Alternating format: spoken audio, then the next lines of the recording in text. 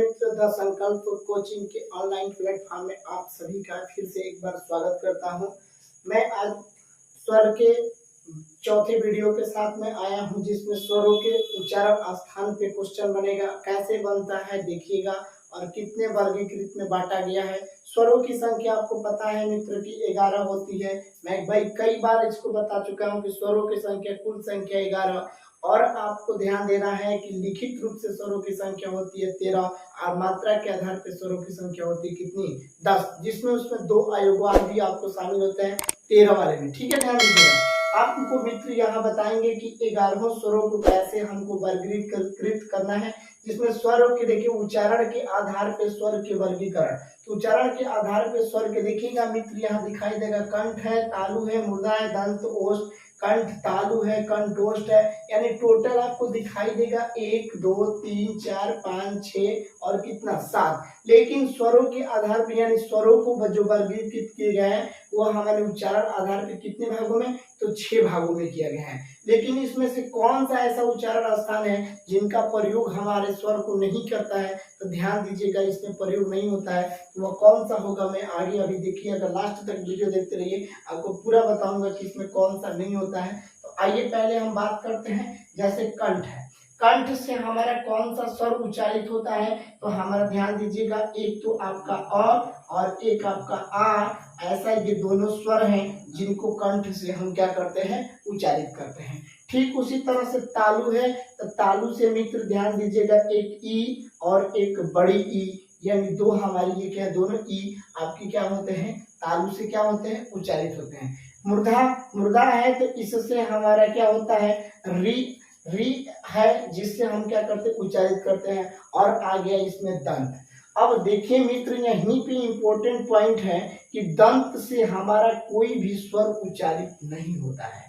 ठीक है मित्र, ये दंत से हमारे जो भी दांत से कोई भी ऐसा स्वर नहीं है जिसको हम उच्चारित करते हैं। यही व्यंजन में दंत का प्रयोग हम करेंगे मित्र, लेकिन हमारा स्वर है इनका प्रयोग नहीं करता है। ओष्ठ से हमारा ध्यान दीजिएगा, ओष्ठ से हमारा ऊ और क्या होता है, बड़ा उनका प्रयोग होता है, इस ध्यान दीजिए। कंठ तालु, और चाहे इसको कंठ तालव्य के नाम से भी जाना जाता है, जिसमें हमारा ए और क्या आता है, तो ऐ आता है। ध्यान दीजिएगा मित्र, कंठ ओष्ठ या कंठोष्ठ के नाम से हम किसे जानते हैं, तो ध्यान दीजिएगा मित्र, ओ और किसको जानते हैं, तो ये जान दीजिएगा किसको, औ को। ठीक है मित्र, तो ये हमारा यहाँ पे ध्यान रखिएगा कि हमारे उच्चारण के आधार पे स्वरों का वर्गीकरण कितने भागों में, तो 6 भागों में बांटा गया है, जिसमें हमने लिखा है 7।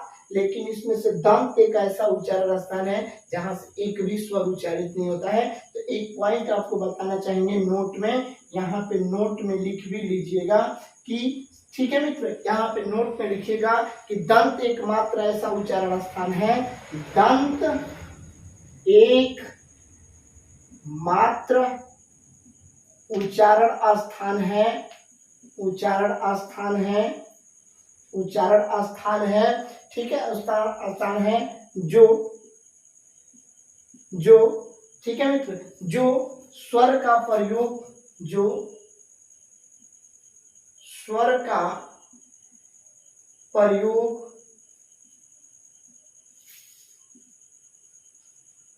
प्रयोग में नहीं आता है।